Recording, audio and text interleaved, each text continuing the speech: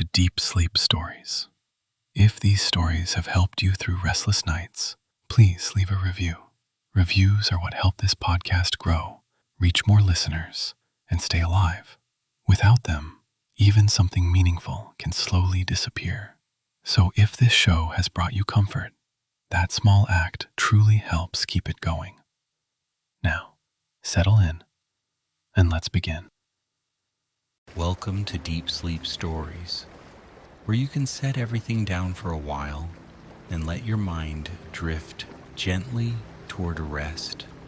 And tonight you'll be carried into sea glass dreams, a quiet journey along a moonlit shore where time softens all sharp edges. You are here now in a calm place where nothing is required of you. Let your body become heavy in the kindest way, as if the bed beneath you is remembering exactly how to hold you. If you can, allow your shoulders to loosen, the tiny muscles around your eyes to unthread, your jaw to unclench, as though it's finally allowed to stop trying. Take a slow breath in and let it out like a sigh you don't have to explain. Again, breathe in, a little deeper this time, and breathe out as if you're exhaling the last bright flicker of the day. If thoughts arrive, let them come and go. You don't have to chase them, you don't have to solve them. Imagine each thought as a leaf floating on dark water, turning once and slipping onward. Now picture a shoreline at night. Not dramatic or stormy, but calm.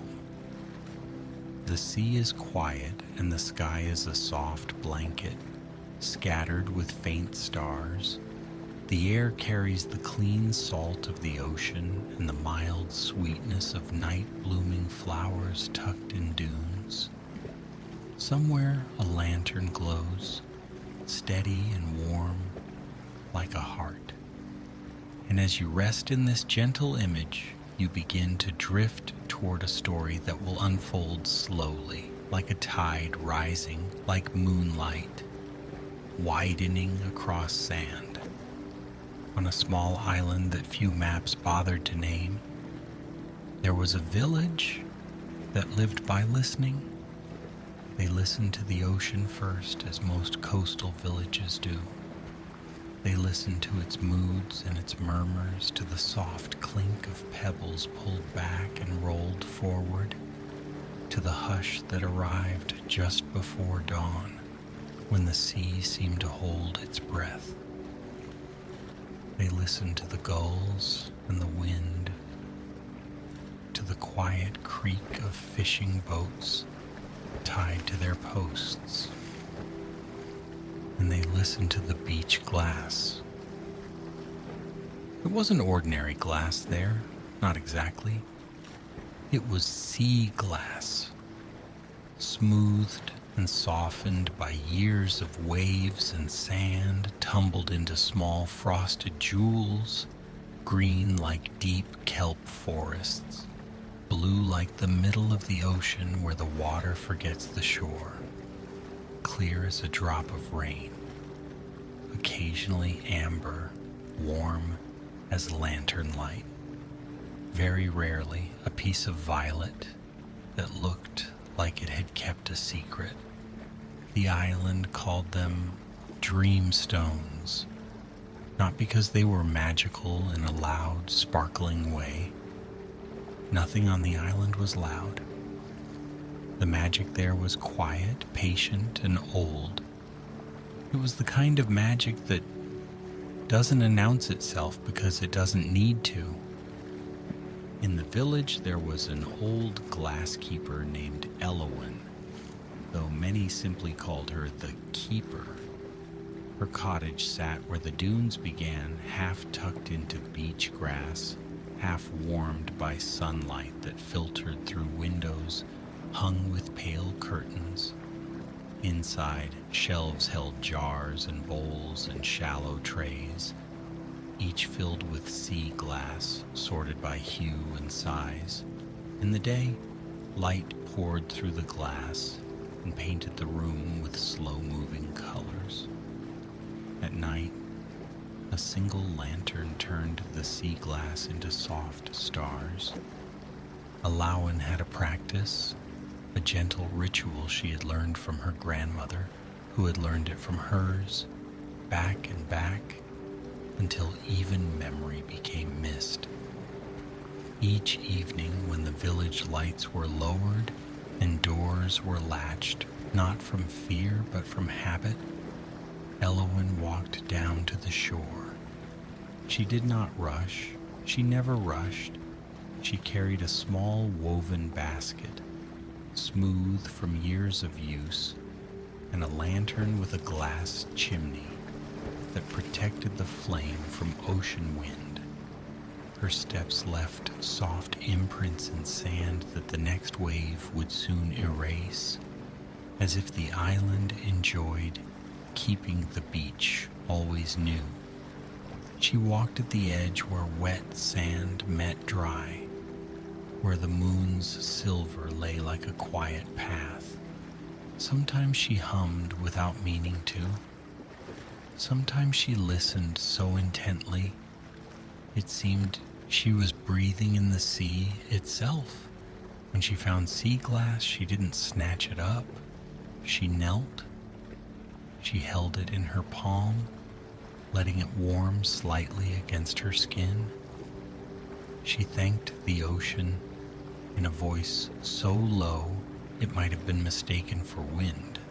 Then she placed each piece in the basket, arranging them gently so they wouldn't clatter. Even their sound was softened, a tender clicking like shells touching. The village believed Alawan gathered the sea glass, not only to keep it but to calm it. Because sea glass, they said, carried stories. Not sharp stories, not jagged. The sea had taken care of that. The stories were worn smooth, rounded, safe to hold.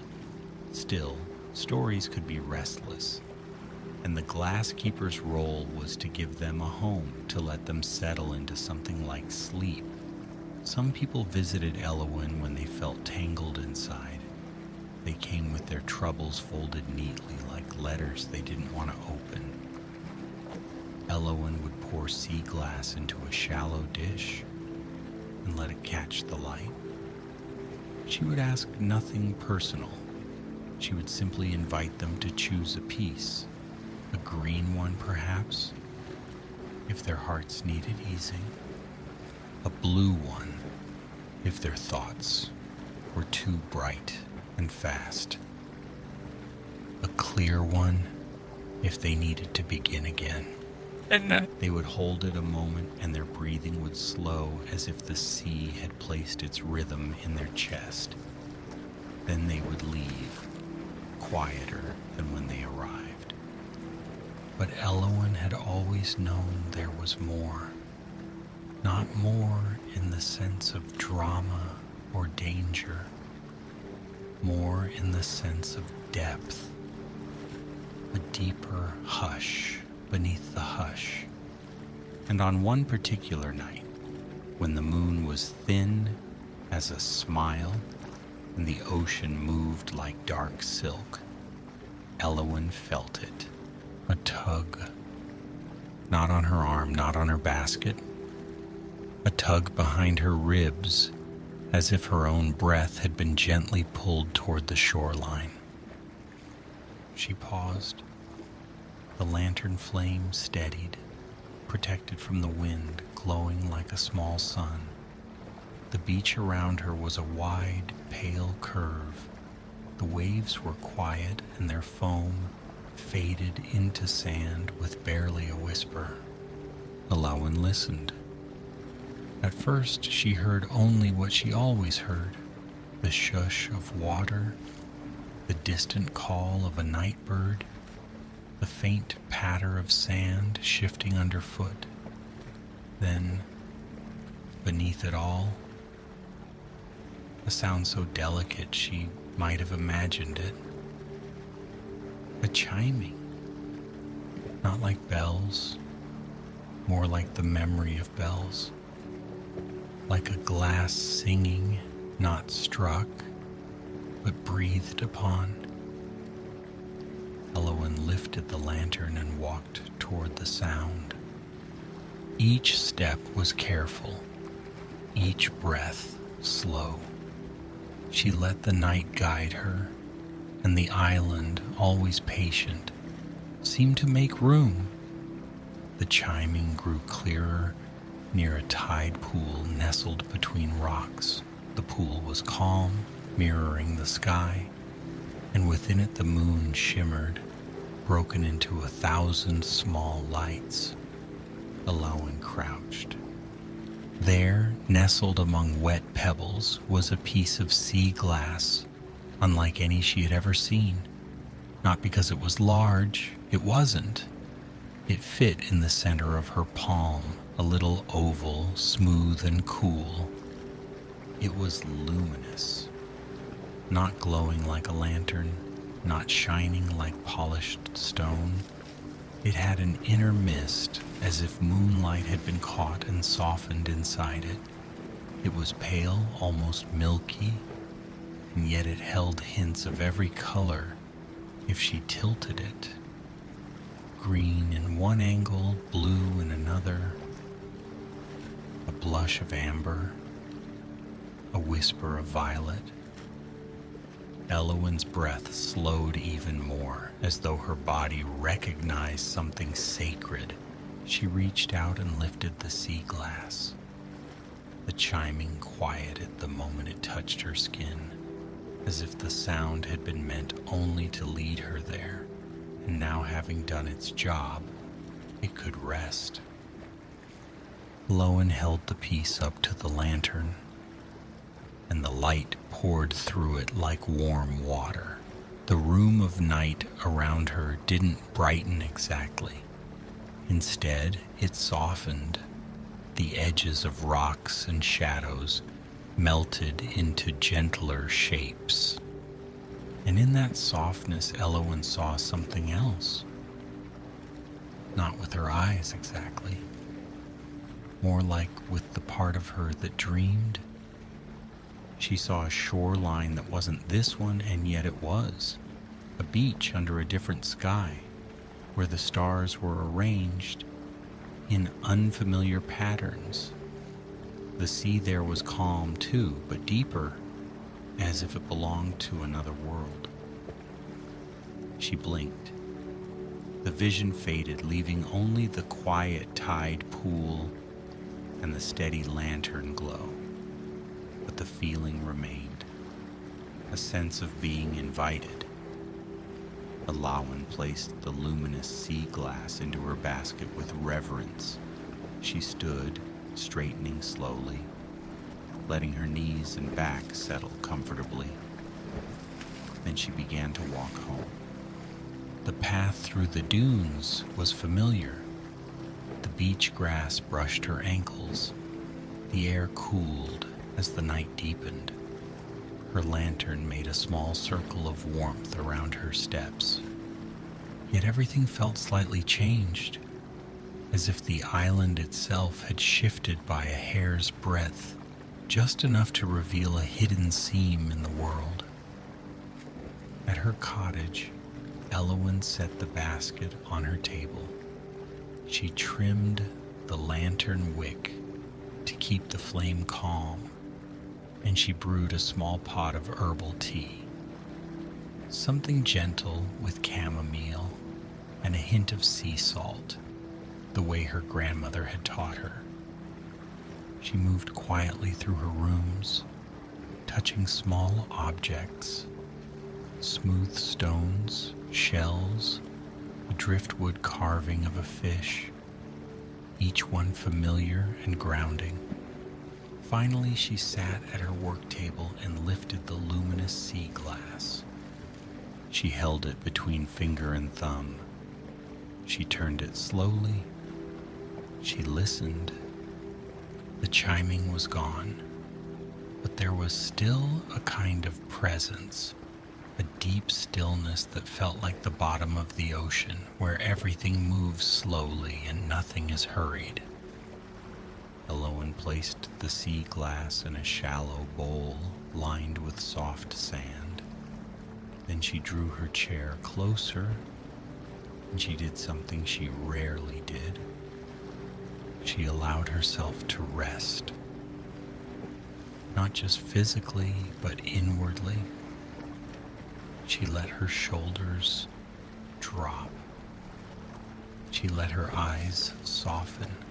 She let her breath become quiet. And as she sat there, listening to her own breathing mingle with the distant hush of waves, the luminous sea glass seemed to draw the lamplight into itself. The room dimmed slightly, though the lantern still burned. It was as if the sea glass was gathering the brightness and turning it into something gentler.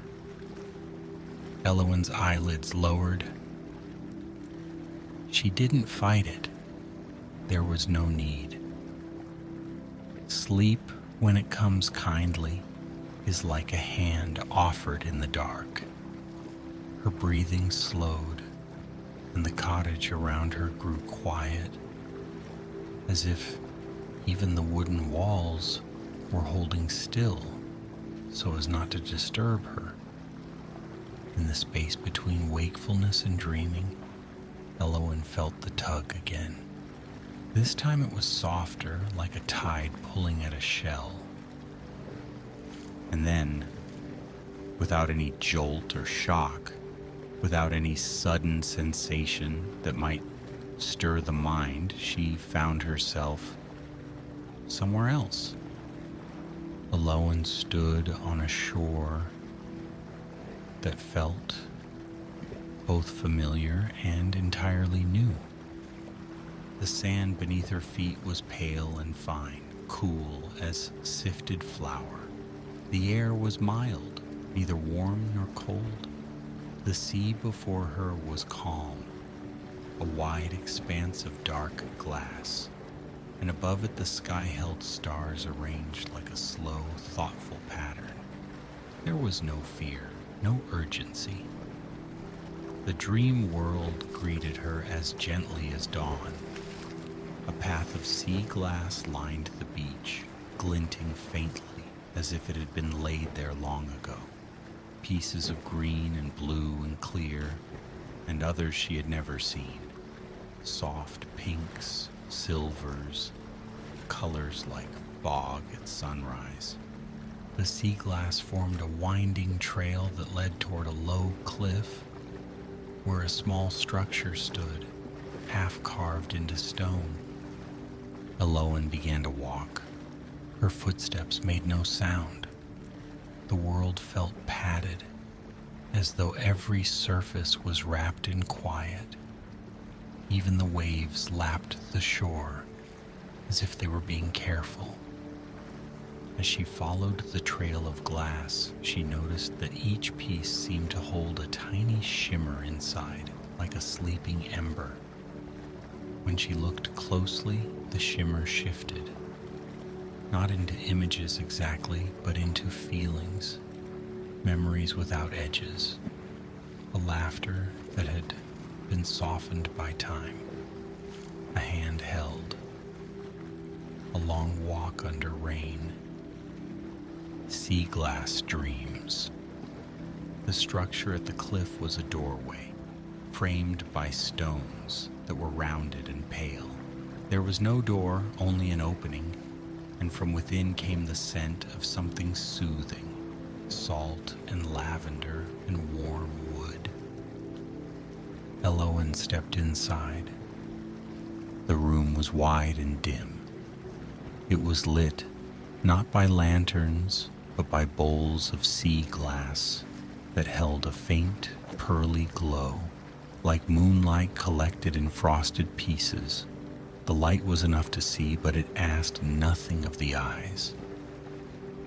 At the center of the room was a long table carved from driftwood, smoothed by water and time.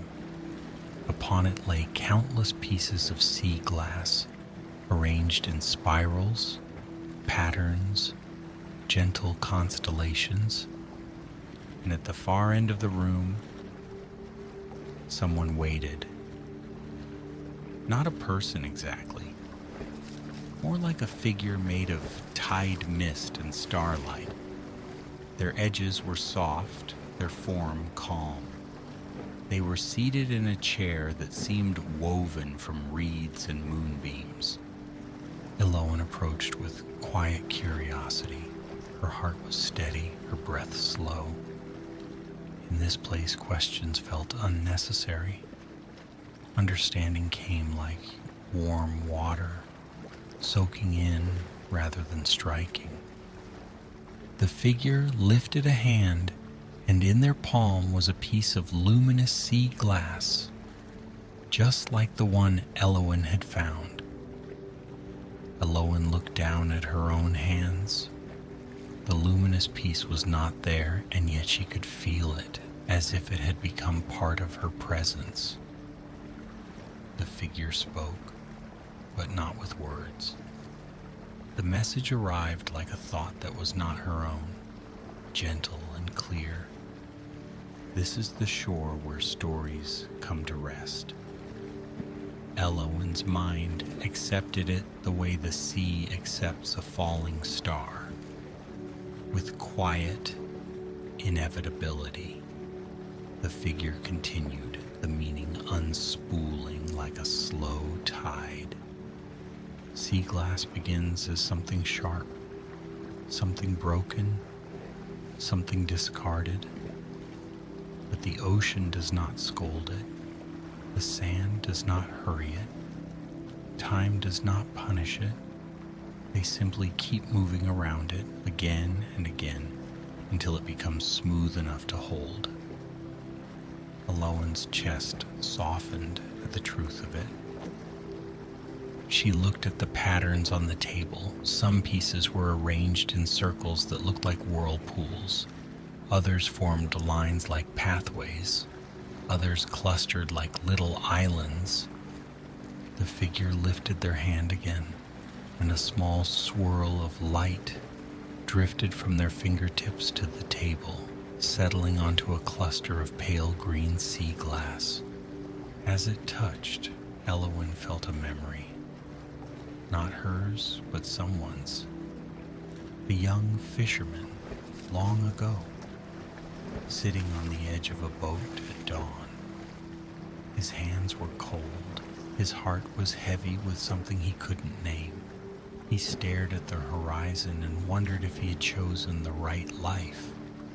The sea around him moved gently, offering no answer, only presence. The memory didn't hurt. It had been softened.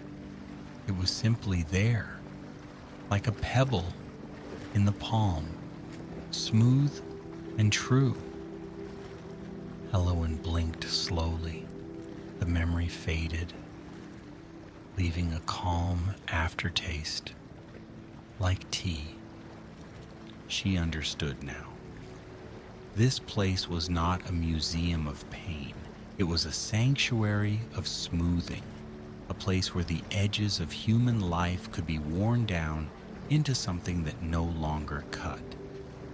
The figure gestured toward Elowen, inviting her closer to the table. Elowen walked around it, her gaze drifting over the patterns. Each one seemed to hum faintly, not loudly enough to wake the mind, only enough to lull it. The figure sent another message, like a soft wave. A keeper is one who listens, one who offers a resting place. You have listened long. Now you may learn to listen deeper.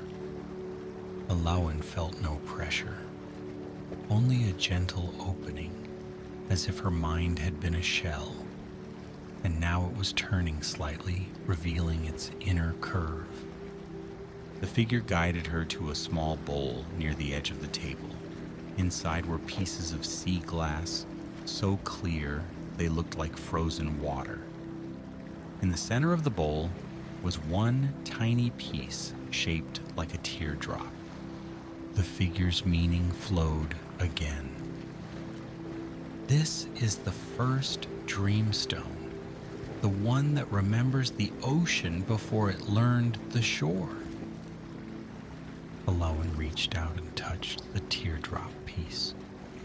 It was cool, and then it warmed, as if recognizing her. The room around her softened further. The sea glass light dimmed to a hush.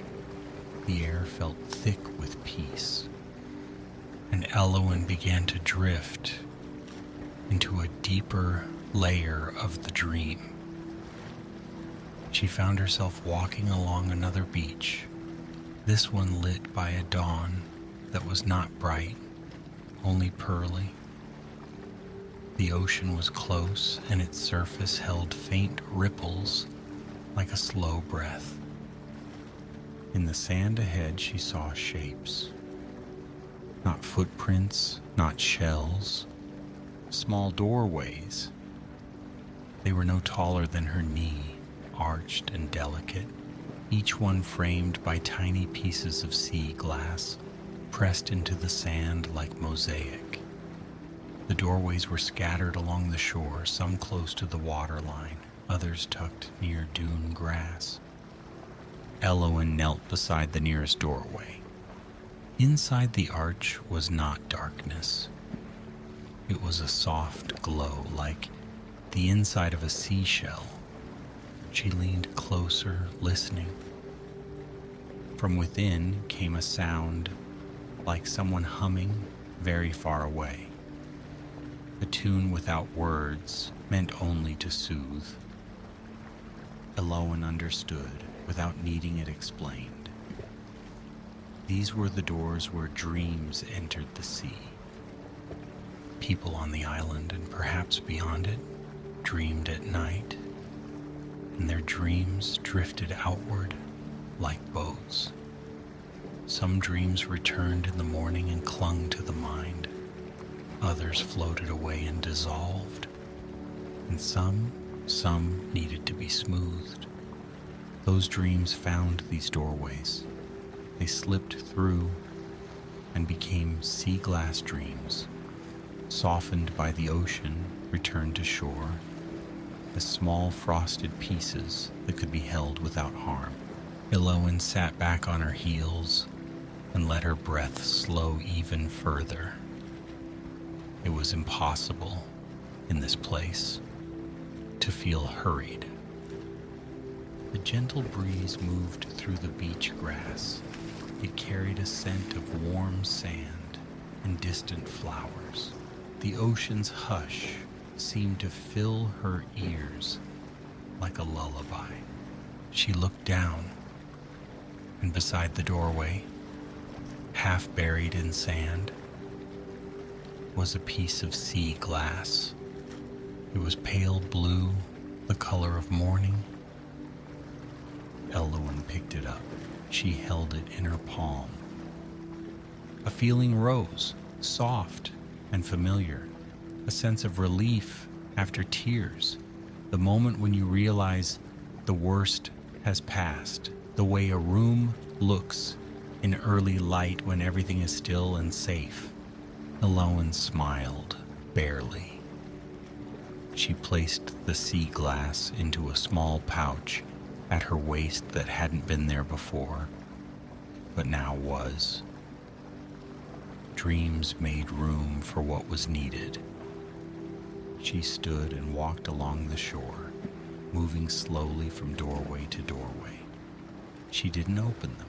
She didn't need to. She simply listened beside them, as if offering her presence. At another doorway, she found a piece of green sea glass, deep as seaweed. Holding it, she felt the calm of being underwater, weightless, sound muffled, the world reduced to gentle currents. At another, she found amber glass, and with it came the warmth of a kitchen at night, the glow of a fire, the comfort of hands wrapped around a mug. Each piece was a tiny resting place. Each one carried a softened story, a smoothed feeling, a dream turned into something safe. As Elowen continued, the shore curved, leading toward a small cove. There, the ocean was even quieter, and the sand was studded with sea glass, like fallen stars. At the center of the cove sat a pool, not a tide pool, not a freshwater pool. A still pool shaped like an eye, its surface smooth as glass, reflecting the sky.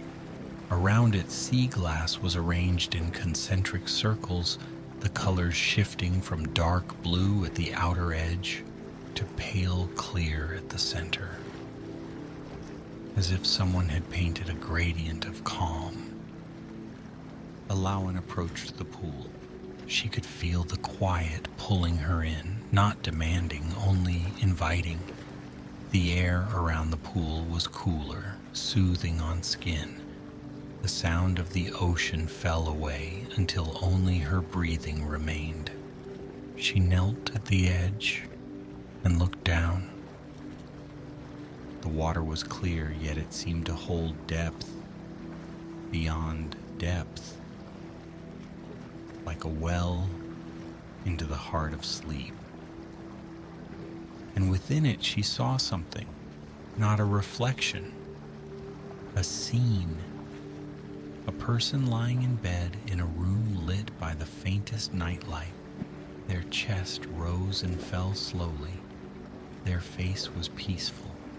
Around them the shadows were gentle, not threatening. The world outside the room was quiet. The person was safe. Elowen's heart softened because she understood. The pool was connected to sleepers. It was a mirror for rest. The figure from the stone room appeared beside her, not startling, simply there, like a cloud drifting into view.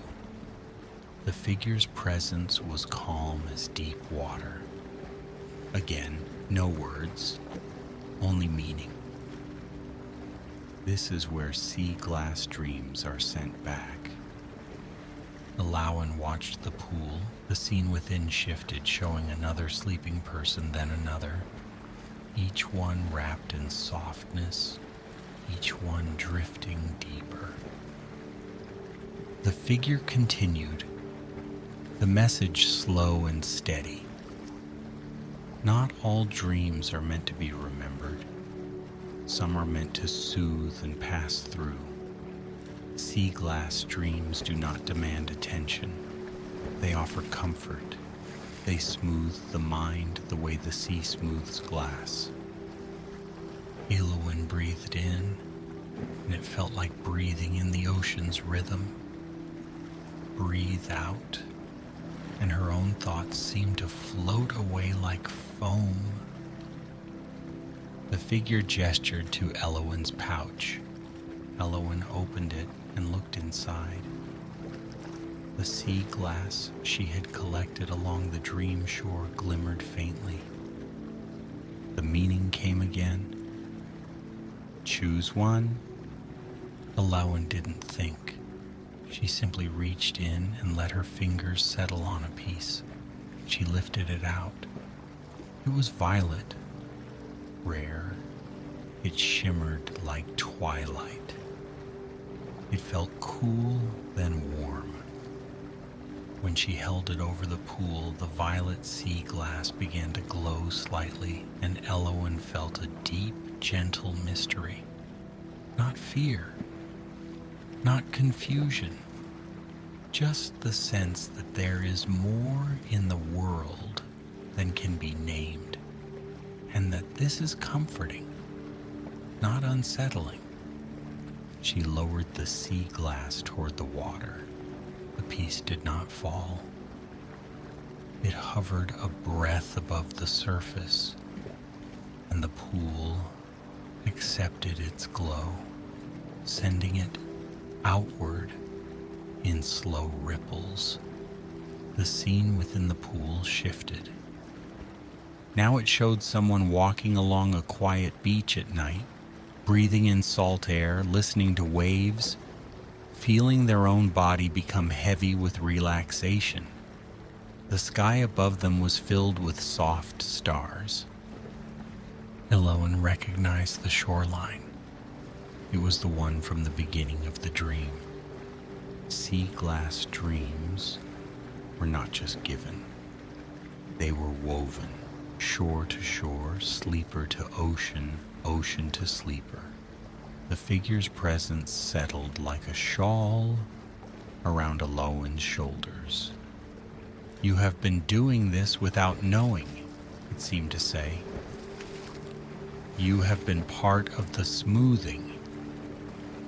Elowen's eyes closed for a moment, and when she opened them again, she was back on the dream shore, walking slowly along the sea glass path that glinted faintly under unfamiliar stars. This time she noticed small details she hadn't before. The way the sand sparkled with tiny mineral lights. The way the sea smelled not just of salt, but of clean rain. The way the night air felt like a cool hand on the forehead. As she walked, she began to see others. Not many. This place was quiet. A child sat near the waterline, building a little tower of sea glass pieces, stacking them carefully. Each piece clicked softly as it settled. The child's face was calm, focused, serene. An elderly person walked slowly along the shore, using a driftwood staff, pausing now and then to pick up a piece of glass and hold it to the sky, smiling as if greeting an old friend. A couple sat together on a smooth rock, their shoulders touching. They watched the ocean, and their breathing matched, slow and even. None of them looked at Elowen directly, not because she was unseen, but because, in dreams, attention can be gentle and indirect. They shared the space the way stars share the sky, together but not demanding. Elowen passed them with a quiet sense of companionship. She returned to the stone room and the sea glass table. The figure waited, patient as ever. Elowen sat in a chair by the table, and the figure settled opposite her. Between them, the patterns of sea glass glowed faintly. The figure guided her without words. Elowen lifted a piece of green glass and placed it beside a piece of clear glass. She didn't know why, but it felt right. The two pieces together made a feeling. Freshness after a long day, like opening a window and letting in ocean air. She placed a blue piece beside an amber one.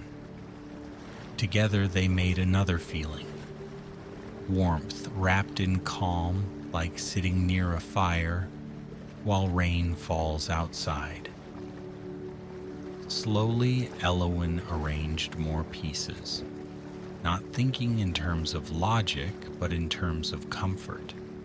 Each placement was like a breath, each new combination a lullaby without sound. The figure seemed pleased, though its expression was as subtle as moonlight, meaning flowed again like a tide. Sea glass dreams are made by pairing softness with softness. The world is already sharp enough. Here we let things become smooth. Elowen's body, even in the dream, felt heavy and relaxed. Her thoughts moved slowly like fish, drifting in clear water. She continued arranging the sea glass until the table held a pattern like a spiral galaxy, colors fading from deep blues at the edge to pale clears at the center. At the center, she placed the luminous sea glass, the one that had called her. The moment it touched the driftwood table, the entire pattern glowed gently, and the room filled with a hush so deep it felt like the space between waves. Eowyn felt herself sinking, not falling, just sinking as if into a warm bath. The dream began to dissolve around her, but not into darkness, into softness, into quiet. The figure's final message drifted toward her like a feather. When you wake, you will remember only the calm. That is enough. And then Eowyn was back in her cottage, seated at her table. The lantern still burned. The tea had cooled. Outside, the ocean continued its steady hush. Her eyes opened slowly. The luminous sea glass sat in its bowl of sand, faintly glowing, but now it looked like ordinary sea glass again, just a little more tender, a little more alive. Eowyn didn't feel as though she'd returned from somewhere far away. She felt as though she'd been reminded of something she'd always known. She stood and stretched gently, like a cat waking in sunlight. She carried the bowl with the luminous sea glass to her window and set it on the sill. Moonlight touched it, and for a moment it seemed to glow again, softly. Eowyn smiled. From that night onward, her evenings on the shore changed in a small, beautiful way. She still collected sea glass. She still listened to the ocean. But now, when she held each piece, she listened for the feeling inside it. If a piece felt like comfort, she placed it in a jar labeled with a simple mark, a wave. If a piece felt like release, she placed it in another jar, a circle. If a piece felt like mystery, gentle and wide, she placed it in a jar marked with a star. She wasn't sorting for value. She was sorting for rest.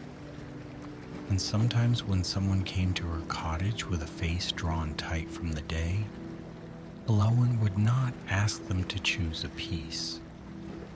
She would choose one for them, based on the way their shoulders sat, the way their breathing sounded, the way their eyes held light or didn't.